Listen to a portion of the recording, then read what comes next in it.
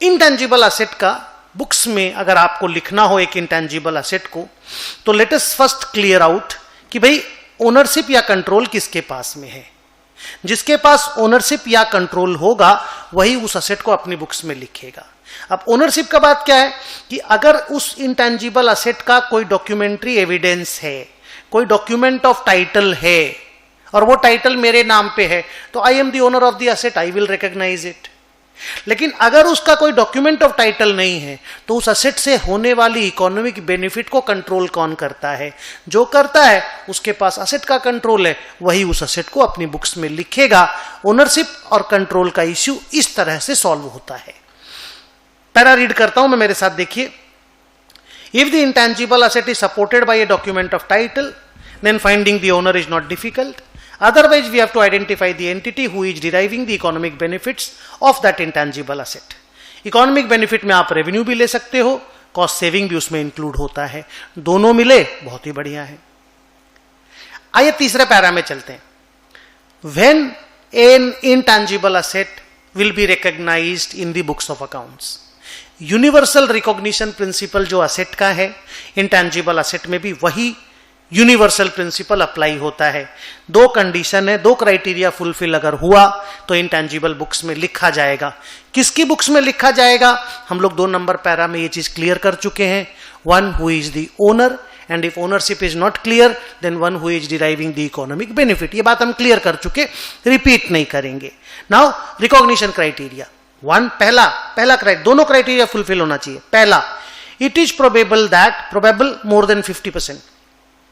It is probable that the future economic benefits from the asset will flow to the entity. Ind AS 16 में भी पढ़े हैं हम लोग ये चीज। And its cost can be measured. Asset से इकोनॉमिक बेनिफिट जनरेट होता है, ये असेट की कैरेक्टरिस्टिक है।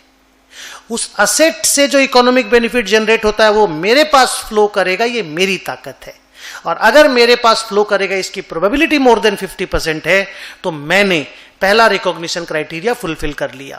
मेरा कॉस्ट कितना लगा उसको अगर मैं मेजर कर सकता हूं तो मैंने दूसरा क्राइटेरिया भी फुलफिल कर लिया।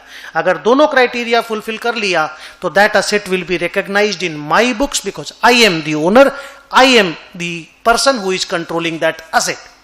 अगर ये क्राइटेरिया फेल होता है तो भले वो असेट ही हो, भले वो असेट का क्राइटेरिया की आइडेंटिफाइबिलिटी, फिर तुम्हारा वो क्या नाम नॉन मॉनिटरी असेट, फिर वो जो भी तीन बात बोले थे ना, नो फिजिकल सब्सटेंस, वो सब फुलफिल होने के बावजूद अगर रिकॉग्निशन क्राइटेरिया फेल हुआ तो हम लोग उस जो भी मेरा खर्चा लगा है उसको P&L में डाल के एक्सपेंस बोल करके राइट ऑफ कर देंगे। तो यहां तक का समरी ये है कि 3 कंडीशन फुलफिल हुआ तो एक असेट इंटेंजिबल असेट बना, आइडेंटिफाइबिलिटी, नॉन मॉनिटरी असेट और नो फिजिकल सब्सटेंस। ये 2 क्राइटेरिया फुलफिल हुआ, प्रोबेबिलिटी कि इकोनॉमिक बेनिफिट मेरे पास फ्लो होगा और कॉस्ट में मेजर कर पाऊंगा, तो asset will be recorded in my books और I will record the asset. यही रीजन है बच्चों कि सेल्फ जनरेटेड गुडविल को बुक्स में रिकॉर्ड नहीं किया जाता। क्यों नहीं किया जाता? क्योंकि अलग से कोई कॉस्ट इनकर नहीं होता, क्योंकि सेल्फ जनरेटेड गुडविल है, बनते गुडविल बन गई। अब रिलायंस है, इतने साल से काम करते करते इतना बड़ा रिलायंस का गुडविल बन गया कि अपने आप को जब वो बेचने जाएगा तो book value of the asset liability से या market value of the asset liability से कई हजार करोड़ रुपया उसको या कई लाख करोड़ रुपया उसको ज्यादा मिलेगा।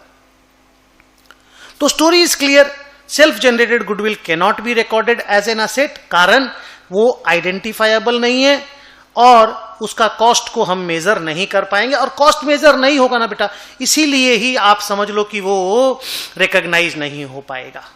आगे